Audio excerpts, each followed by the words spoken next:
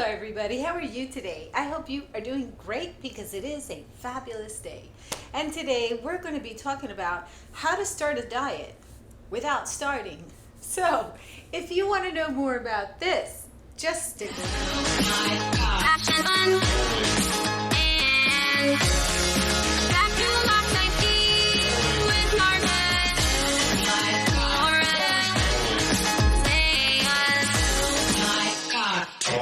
I'm going to be talking to you about how to start a diet without starting and why that's so important.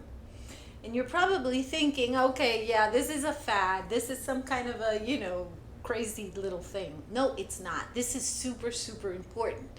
I'm a teacher, as a lot of you know, and one of the most important things I learned in my teaching career is that if you don't assess, you cannot teach. And if you don't teach, you don't progress. So we have to assess our meal program and our lifestyle.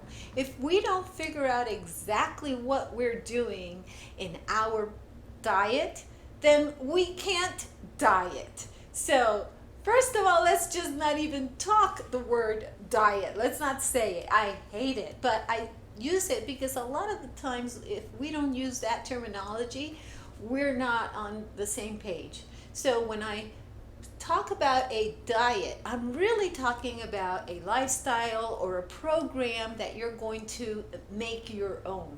You've got to make it your own. You can't just say, okay, I'm going to borrow this for a little bit. So let's go back to assessing your program, the one that's yours, your lifestyle when it comes to fitness and exercise and let's see what else, eating.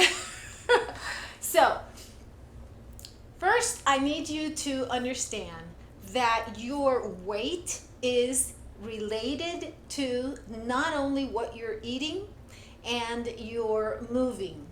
It is also related to your sleeping and your mood. So we need to assess all of that. You need to sit down and you need to truly reflect and say, okay, let me see at what time am I going to sleep and at what time am I waking up. You need to write these things down for at least a few days. I would say do it for 3 or 4 days. Find out what your sleeping pattern is. Find out how you're feeling with regards to the sleeping that you're getting. Are you getting enough? And let me tell you, you need to get at least 7. Don't say to me, oh, I don't need 7 hours. You need 7 hours. Okay? You need 7 hours unless you're like in optimal health. You need 7 hours. So find out, write it down, data. Let's assess so that we can then implement a program that is tailored to our needs.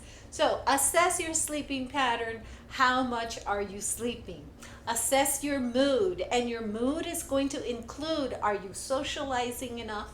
Are you giving yourself some self-care time?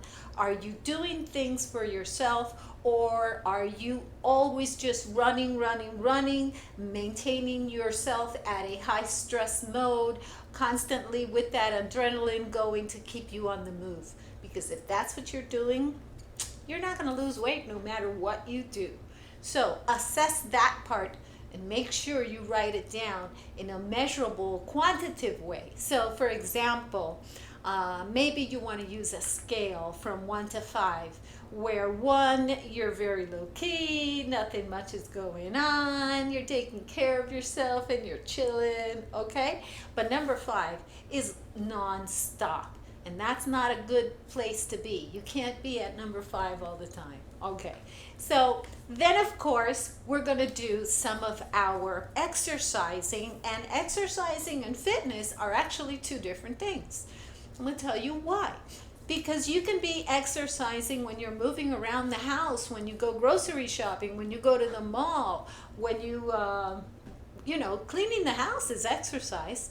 But fitness involves resistance training, weight training, and thought out purposeful moves, and also your aerobics so that you can maintain your cardiovascular system at its best. So Fitness is different from exercising, and you need to measure both.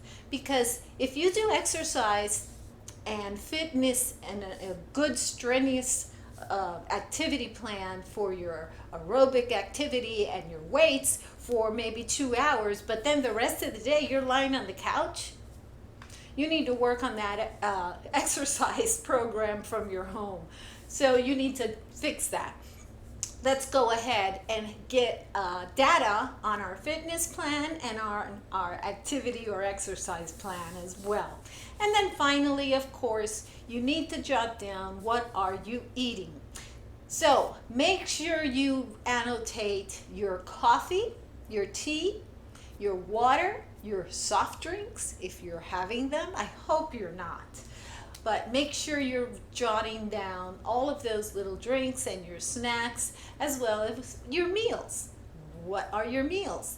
But let me explain. If you're eating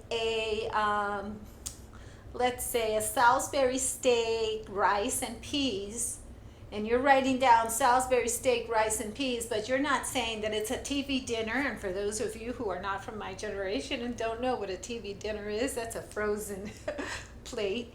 That's bad. You need to annotate whether it is something that you have made fresh from home or if it comes in a box or a package, because it is important to find out how much you're having in terms of processed meals. Processed meals and processed nutrition is not the same as local meals or naturally packaged meals. If it comes in its own package, like a banana comes in its peel, it's good. An egg, it's great. Or even a chicken, a whole chicken or a quartered chicken, fabulous. But if it comes in a box, try not to eat that. But in the meantime, we're just writing things down. We're not dieting. We're not modifying our plan. We're writing everything down so that we can assess, so that we can target those areas that we need to target when we're ready to do so. And because we're not going to take a look at our results and we're not going to say, okay, now we're going to attack everything. If we have big faults in every category, it's going to be too much to attack it all at once. We cannot adapt to that type of a lifestyle change. So what we want to do is that we want to look at our results and we want to say, okay, what can I work with here? What can I tweak and adapt to easily so that it's not going to really make my life miserable? So maybe you can say to yourself, okay, you know what?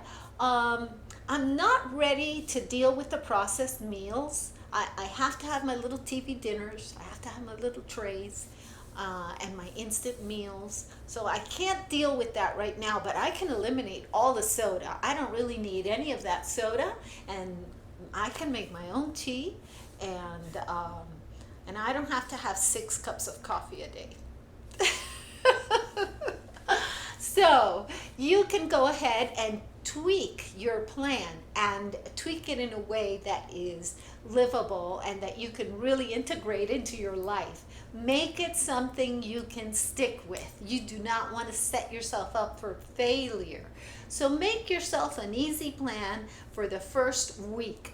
See how it goes. And if it goes good, go revisit it. Now you have a different plan that you can tweak again. And then do the same thing next week and do the same thing. And little by little, you're going to see that, let's say 2 months down the line, your lifestyle is totally different from where you began, and you can enjoy the change. Also, give yourself some wiggle room, and know that maybe you're not ready to change everything, or maybe you just don't want to change everything. Maybe you want to stay with certain things from your plan that maybe some people don't think are very healthy, but you want to stay with them. So go ahead and stay with them. But be aware and be conscious of the data so that you know if something isn't working, you know why it's not working. Make sure that you know that if you're really stressed out and if you're on adrenaline all the time, which is going to wear down your body, and you're only getting 5 hours sleep, be aware of the effects. Think about it logically and say to yourself, well, is it worth it? Or do I need to change my sleeping patterns here? And you're probably going to say to yourself, yes, I need to change my sleeping patterns, and you're going to be happy about doing so. So that's how you start a diet without dieting.